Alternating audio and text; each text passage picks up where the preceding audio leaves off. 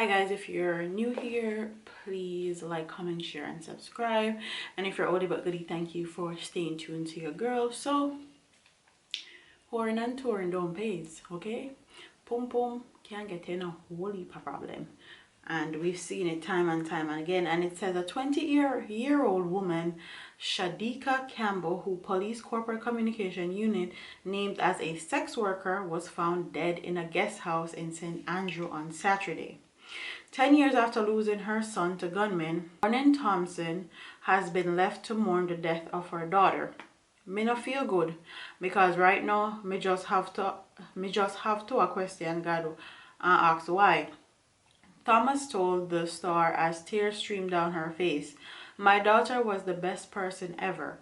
When I tell you she was kind, nice, and humble despite of what she did with her life.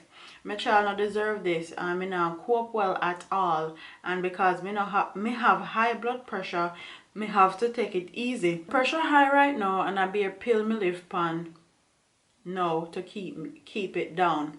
Reports from the Crossroad police station are that about 8:30 a.m. Campbell's friend went to her room at the guest house and called out to her.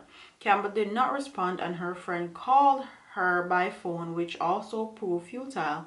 Her friend gained entry to the room and found Campbell laying in a pool of blood. She made an alarm and the police were summoned. Campbell was transported to the hospital where death was confirmed. The CCU reported that investigators probing the case can confirm that Campbell was last seen alive on Friday about 6:40 p.m. It's alleged that she was seen entering a room of the guest house with a man. Efforts are being made to locate the man. A motive for the murder has not been established.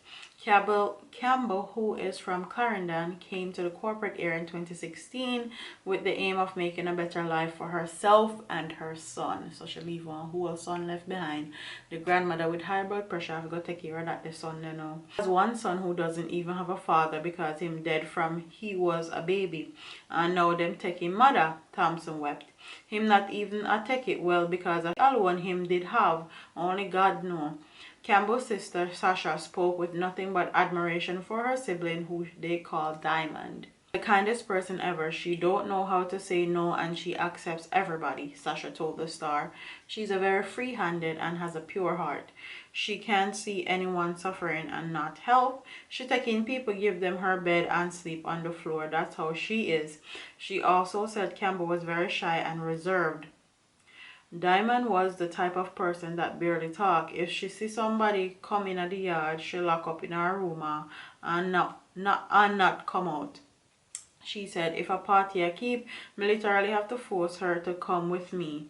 The sweetest person I can tell anyone that." He died. I hope they actually find whoever did this to her because nobody deserved to die like that. Even if she's a sex worker. I know a lot of. This is why Jamaica need a criminal DNA database.